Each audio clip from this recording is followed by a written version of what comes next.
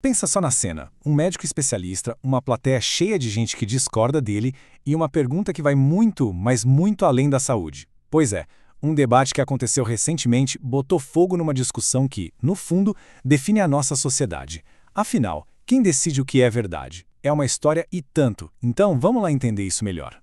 De um lado do ringue, a gente tem a voz da ciência, da autoridade médica. A mensagem é bem direta, né? É baseada em anos e anos de pesquisa.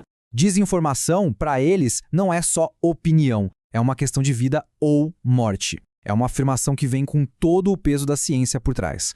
Só que do outro lado, a resposta vem na mesma hora. E não é só sobre o direito de decidir pelo próprio corpo. O que está por trás dessa fala é uma desconfiança gigantesca, sabe? Aquele sentimento de que a confiança nas instituições foi quebrada.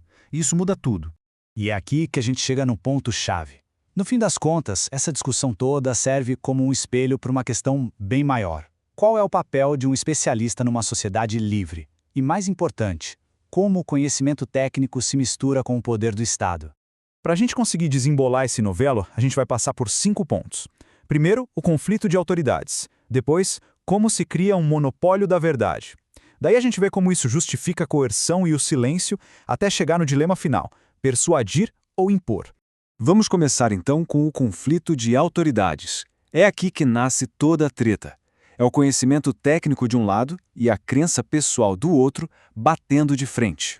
E para entender essa briga tem um conceito que é fundamental: autoridade epistemológica. Nome complicado, né? Mas a ideia é simples. É a disputa para ver quem tem o carimbo para dizer isso aqui é um fato. É uma guerra pela própria definição de verdade. E essa imagem mostra o impasse perfeitamente. De um lado, você tem o consenso científico, que é construído com dados, com método, com revisão. Do outro, a soberania individual, que diz que a experiência de cada um, a intuição e o direito de escolha são que mais importam. São dois jeitos completamente diferentes de enxergar o mundo, que nesse caso pareciam não ter como conversar.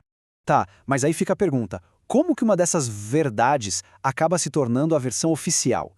Isso leva a gente direto para o nosso segundo ponto, a criação de um monopólio da verdade. Presta atenção nessa fala de um dos participantes. Ela é muito forte. Ela mostra a percepção de que a conversa não está acontecendo de igual para igual. A sensação é de que algumas vozes são simplesmente apagadas para que só uma narrativa, a tal verdade oficial, continue de pé. E é aí que o mecanismo entra em jogo. A análise mostra como o Estado pode se apoiar em especialistas para dar uma cara de legitimidade a uma coisa que, na verdade, é uma imposição de cima para baixo. Porque, pense bem, se a oposição é silenciada, a única versão que sobra é a do poder. E pronto, está criado o monopólio. E essa verdade oficial não fica só no papel. Ela vira ação. Opinião vira regra. E é aqui que a gente entra na parte mais delicada. Como se legitima a coerção? Essa pergunta, feita na lata para o Dr. Kifuri, vai direto na ferida. Ela verbaliza o maior medo de todos, o de que a ciência, de mãos dadas com o Estado, possa simplesmente atropelar direitos básicos das pessoas, tudo em nome de um bem maior que só os especialistas definem. E olha, não é uma discussão teórica. Os mecanismos de punição são bem reais. No debate, falaram em ameaça de perder a guarda do filho, de ser excluído da escola, de perder auxílio do governo. O ponto aqui é muito sério.